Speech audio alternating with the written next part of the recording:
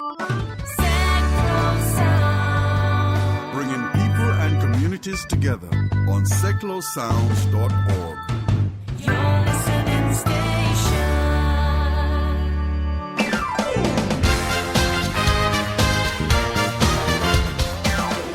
Hi, I'm Terry Sullivan and welcome to another Sticks Radio show here on Seclo Sounds. Hope you're well this Monday morning. Today on the show I've got, two guests from the world of Northern Soul and Motown.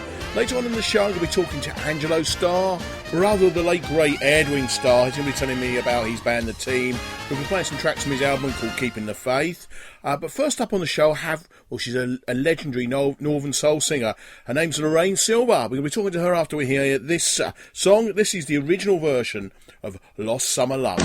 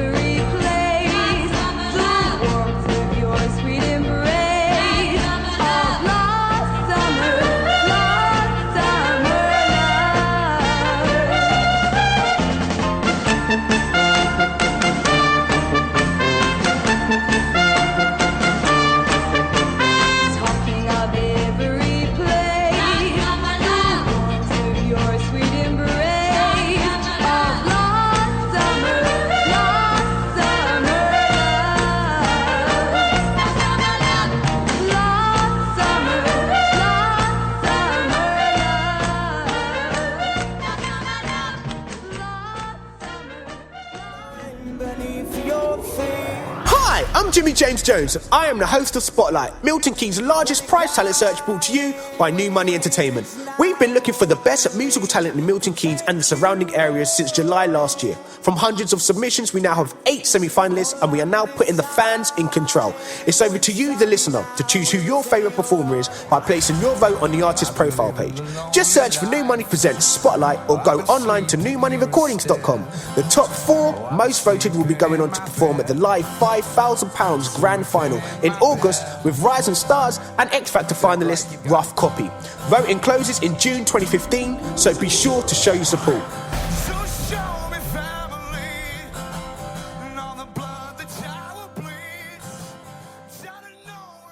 Okay, that was Lost Summer Love for my guest today, none other than Lorraine Silver. Good morning, Lorraine. How are we doing? Good morning, Terry. Good morning. You have quite a story. It was only recently I was given one of your albums, the Northern Soul Sessions, which I thoroughly enjoy. I played it in the car. It's been getting a real hide in the last sort of 2 years. Oh, thank you. It's good driving music. It's great listening music. Anybody who doesn't like it, really, there's something wrong with their musical tastes. They don't like music. But you've, without being put too fine upon it, you've been around a little while. Like most girls, I think you grew up, you wanted to be a singer. You know what? I grew up when I was about 6-7 years old. That's what I always wanted to do. And we're going back to the 1950s. What actually happened was when I was about 12, I didn't even tell my parents. I went up to Oxford Street on the train in London. And in those days, there were those booths in Woolworths. And I put 2 shillings in, and this acetate disc appeared. I sang Filled with a Kiss, the old Brian Hyland disc. And I walked around to the nearest recording studios, which I'd realised was in Marble Arch, the Pi Recording Studios. Remember, I was 12 years old, and I asked them if they'd listen to this disc. And about 8 weeks later, I got a letter through the post saying they'd like me to come up for an audition. They were impressed with what they heard. Well, at that point, obviously, I had to tell my parents what I'd been up to, because I was obviously underage. And my father and I went up to studios, and we auditioned, and they offered me a recording contract there and then, and that was in 1964. And from that, I got a 2-year contract, and that's when I recorded the song Lost Summer Love, which was a cover of a Shelley Fabares single in America. And of course, it was a very soft American sound, the original. And of course, the 1960s, my Lost Summer Love version was given the real 60s sound. And I was really lucky enough to have a record producer called Johnny Harris, who was at that time responsible for all of Petula Clark's hits. And he, in fact, wrote my second single, The Happy Faces, so that was an original song. But there is one story attached to this. They actually wanted me to record I'll Keep Holding On, the old Marvelettes hit. And I remember taking that home and playing it on my old Dansette record player. And then all of a sudden I got a call at the last minute. No, they changed their minds. They wanted me to record Lost Summer Love. So it was wonderful when I did actually make my album 10 years ago that I was able to record I'll Keep Holding On and actually sing it live, which I do now. It's a great song, the Marvelettes. Also, I mean, on the album, there's also a B-side from the Supremes, isn't there? When the love light starts shining through his eyes, yeah. And there's a great solo riff in the original, in 1964, by Klaus Voormann, who himself is really famous. He was responsible for the Beatles Revolver cover he designed, and he was obviously adept in for Manfred Mann, and he was in Hamburg with the Beatles. So at that point in my life, I had Klaus Voormann as bass guitarist. Wow. My hits, yeah. That's great. I mean, I must admit, one of the songs I remember as a young lad, because my dad used to play it to death at home, was 1, 2, 3 from Len Barry. I remember that really well. And I mean, that was a huge hit in the UK, wasn't it? It was, and that was one of my hairbrush songs. Was it? Oh, no. I have to say.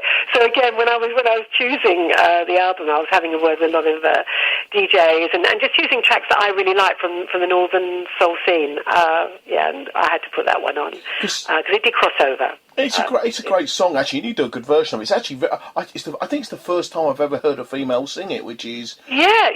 And it gets actually a lot of downloads abroad. Does it? Yeah. I think in Russia, Japan, Really? Those sort of territories. It's a real, it's an uplifting song, it's a great song. Yeah. So, I mean, there is a lot of crossover.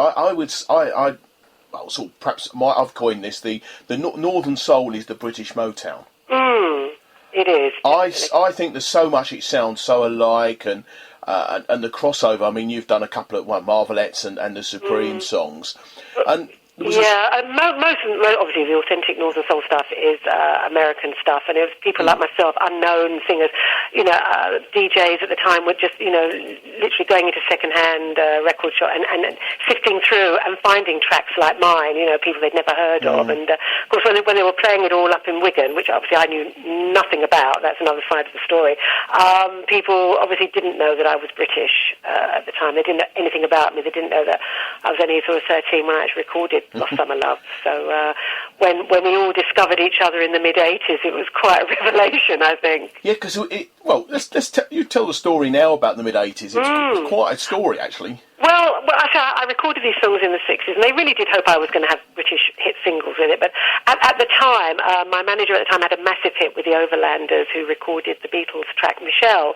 So, of course, little Lorraine Silver was dropped. I'd had all the big publicity, but then nothing actually happened to these tracks. So, there was only about 500 of them ever pressed, which was absolutely nothing. And if I fast-forward my life, I mean, I've always sung during the 70s, etc., but it wasn't until I met who's now my husband, Barry. He used to read Blues and Soul magazine in the 80s, and a DJ up north had listed Lost Summer Love as one of his all-time Northern Soul tracks. And of course, in the 80s, I didn't know anything about Northern Soul. I loved soul music, but I really didn't know what Northern Soul was. And I said, "You sure this is my track?" Anyway, to cut a very long story short, we started investigating. We actually found out this little track of mine that I'd made in the 60s had become one of the iconic sounds of the great Wigan Casino, which was the British home of soul music, along with the Twisted Wheel, places like that. And I'd found this unknown life that I didn't know anything about during the 70s, where my track had actually been re-released on Casino Classics and, in fact, sold thousands of copies, and it was on so many compilation CDs as well since then. It's over 20. So I got chatting to all the DJs and realised how rare this record was. And in actual fact, it went on eBay a couple of years ago for over £300. It's so rare. Well, have you still got your copy? I've still got one copy, and you know what? All my family had copies. They're now rummaging through trying to find them. I think they probably used them as coasters for their tea or coffee, but they're worth money. It's amazing. Yeah. And I keep finding all these wonderful stories when I meet people that used to go up to Wigan, etc. And it's fascinating. So it's very much a joint thing. You know, they love meeting me. I love meeting them. So. Yeah. It's interesting how there's certain areas, like you've got the Wigan Club, and you've got like the Factory Records in Manchester, you've got Liverpool, you've got all these areas which are hotbeds for music, aren't they? And it's very strange how that sort of thing happens. Oh God, yeah, but there's always a resurgence of Northern Soul. It's never ever gone away, and you know, a lot of the people that come, you know, to see our shows are, you know, young people. You know, and the Northern Soul is a great sound. I mean, a lot of today's artists like Amy, you know. They really their music is based on Northern Soul. It's a great sound. I mean, I now realise that when I was growing up in the 60s, it was all the stuff that I loved anyway, all the Motown stuff, all the early Motown stuff. There was a movie made, I think it was last year, called Northern Soul, which I saw, and I thought it was very good, but it was. The music, the soundtrack was fabulous, and parts of the film were good, but the rest of it, was. I must admit, I've got a very small, low, attention span, and after about an hour, my mind was wandering. I did enjoy it, because I think for people that don't know anything about Northern Soul, I think it was probably a really good insight. Yeah, it was great. Into it, you know, really. And obviously the music and everything. So I think it did actually open up a lot of people's eyes to what Northern Soul is all about. But you, obviously, you a long time from the 60s to 1980. I mean, what were you doing in between, sort of from the 60s? Well, it's so weird. I actually, I was on the cabaret circuit, and I was actually, I was also on New Faces in the 70s as well, but I went under my married name, which is really weird, because I think if I'd gone under my single name, which is Lorraine Silver, in the 70s, I had this sort of dual life going on. I was actually on the cabaret circuit when all my stuff was going on at Wigan, so it's quite bizarre.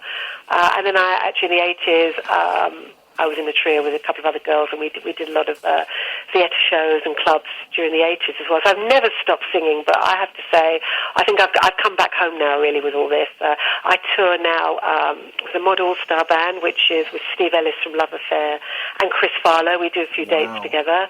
And obviously with Angelo, we do the Northern Soul Tour.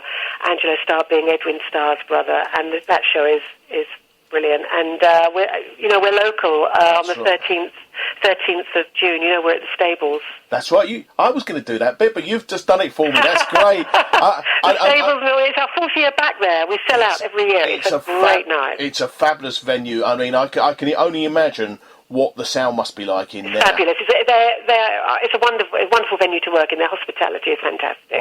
I think crowd is great. I go there regularly, and I tell you what, the sound is always awesome in there. Yeah, it is, and you're so close to the audience as well. The way the stadium is. I've mentioned to a few performers, it's sort of, if they've not done it before, I think it's quite frightening for them, because everybody can see you. You're very. Well, you're right in the middle, which I love, because I love seeing people's faces, and they're all up dancing as well. Angelo comes on, and that's it. Yeah, it's because I mean, you knew the late great Edwin Starr as well, didn't you? Absolutely, yes, knew him really well. Barry was his agent. That's my husband for many years. So yeah, knew him really well, and that loss 11 years ago was just it was frightening. I mean, because he lived over in England for many years. I had the pleasure of meeting him. I think it was about 1987. I think I met him, and he introduced me to a thing called microwave popcorn. Many years ago. I'll tell the story, because some people don't know it. I used to work at Henlow Grange, the health farm, back in the middle 80s, and Edwin. There was suddenly this knock on the kitchen door. I was working in the kitchens. I was the chef there. Knocked on the door, and he hey man, he says, can you put this in the microwave and give me this paper bag? I thought, what the devil am I going to do with this? I stuck it in this microwave, and this thing was getting bigger and bigger and bigger. And I thought it was going to be like one of those cartoons when the door exploded, you know.